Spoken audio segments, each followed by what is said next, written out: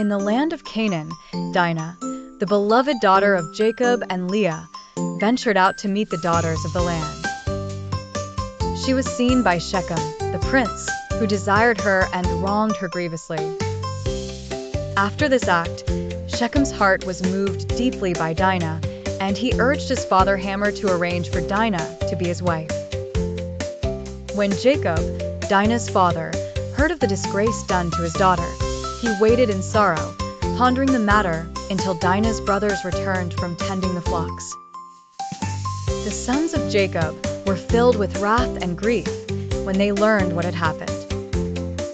Hamor and Shechem came to speak to Jacob, proposing a union between their peoples, with marriages that would bring both clans prosperity and unity. Shechem offered any dowry asked, pleading for Dinah's hand in marriage.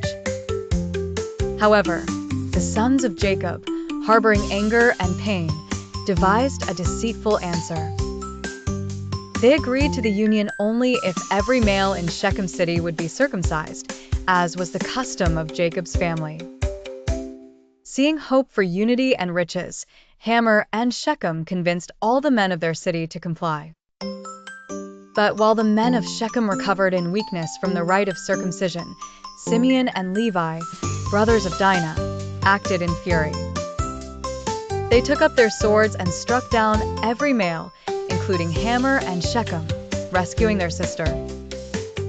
The other sons descended on the ruined city, taking its livestock, wealth, and people as spoil, in retribution for the pain inflicted upon Dinah. Jacob was deeply disturbed by what his sons had done. He feared that this violence would bring calamity and the wrath of neighboring peoples upon their small family. His sons, however, replied, "Should he deal with our sister as with a harlot?" And God watched as grief and violence marked the land. Yet, the shadow of their terrible act hung heavily upon the sons of Jacob, for later, when Jacob blessed his sons in his old age, he rebuked the anger and cruelty of Simeon and Levi, declaring, by cursing their anger,